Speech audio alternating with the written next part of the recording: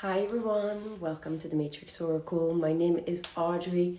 I am your host for this solar eclipse forecast from the perspective of the sun. So it's October 14th at 1:51 p.m.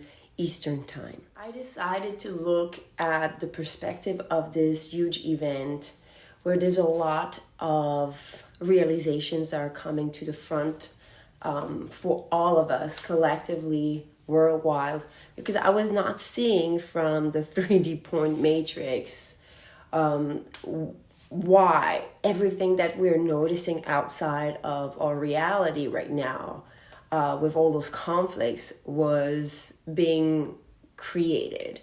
And when I looked at the energy sent from the sun's perspective, and that layer that I'm going to expose to you is really where we have our higher self that is transcending the personality, the character, the ego, and integrating the soul. We have 4 sacred geometries that we're receiving from the light codes, the moon codes, the energy that feeds us on Earth. And one of them is highly volatile. It involves Pluto, Mars, and Jupiter. And this is called a T-square. This is very explosive, especially having Pluto here in those degrees of Capricorn that we know we've been already integrating, but now Pluto is direct from perspective of the sun. There's no retrograde, but from our perspective, we've been called to integrate lessons.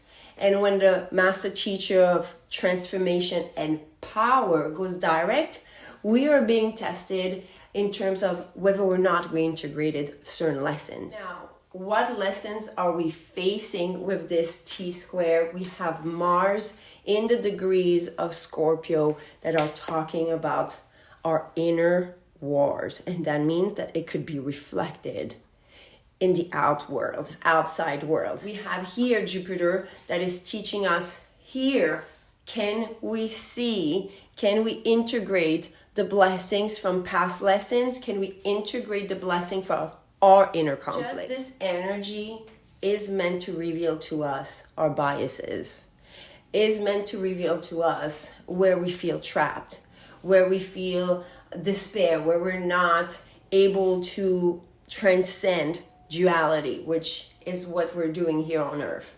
Now we have some very strong energy also with a yod, so the point finger of God, that is pointing here to Mercury, that is also in the company of the asteroid Pallas, that is about wisdom. And it's all about our habits, to have honor, to honor others, to have reverence for others, respect. And here, this is kind of being pointed at with Saturn and again, Jupiter. The degrees that we have here, Saturn and Pisces, is all about finding what aches, what ails.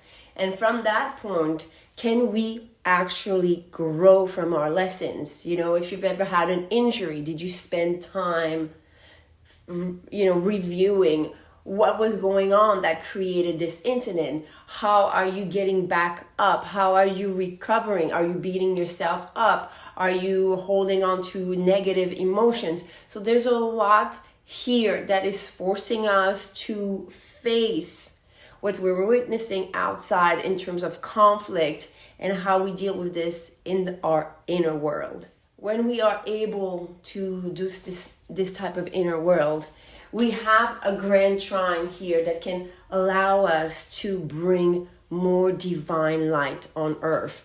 Because we have here, once we kind of overcome and bring higher wisdom and knowledge from what's going on, from, Libra, the scales of balance, facing our own biases and staying neutral, staying in a place of love, we have then transcended some of those mental prisons, some of those programs that we are all transcending, ancestral, societal, political.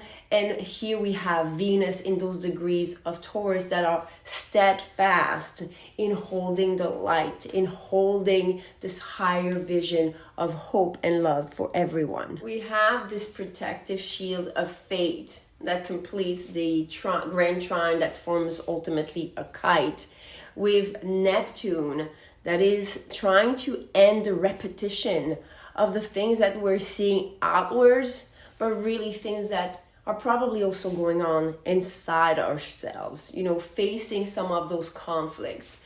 As far as the placement of the earth, those placement and degrees of Aries that are joined here with the moon are all about rectification, balance. And what I mean by rectification, kind of understanding what's off between your feminine principle and your masculine principle, and finding inside of yourself your God self, your goddess energy, and being able to transcend all of this. Let's talk a little further in terms of the asteroid. We have here Ceres, that is the asteroid of nurture, that is in placement of Scorpio, that are allowing us to become a bridge, to become a medium for all this energy that we channeled, but that we have to do the inner work so we can become like a tuning fork, like this vibrational gift for others that are struggling, that are facing those conflicts in the physical reality, in their manifested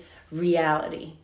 We have also Juno here in the degrees of Leo that wants us to, it's the asteroid of marriage, the marriage between your feminine and your masculine, that wants to really find, you know, a greater counsel, a greater way. So it's almost like counsel therapy between feminine and masculine.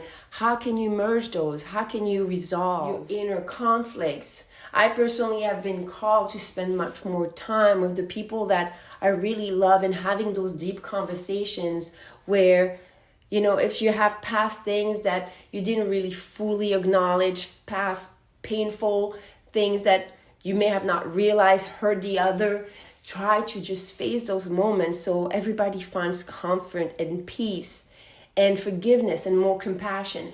This is very useful to kind of really look at your own relationship and the one that is immediate to you and find more love. Bridge this with more love. We also have Vesta, the asteroid of our soul's oath and commitment, that is in the placement of Gemini, the alchemist, the transmuter, that is all about purification, bringing that sense of innocence once again, finding balance, finding stillness, finding neutrality.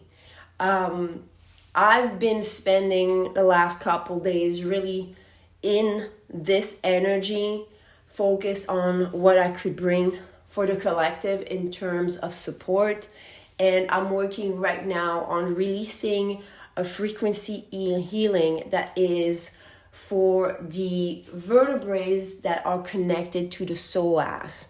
The psoas is called also the muscle of the soul, and it is connected between the root and the sacral, because there's a lot of things that are stored there in terms of trauma, in terms of anger, lower emotions, addictions, habits. And what I was feeling is that we were so holding on, the muscle is so tight that we can't let go even to the... So I did a couple of tests, and last night I finally found a formula that really felt that it was helping release the energies, especially through the legs and through the feet, especially because you have chakras there. And those chakras in your feet, if they're blocked, if they're closed off, you're not able to also get the support of nature, of Mother Earth.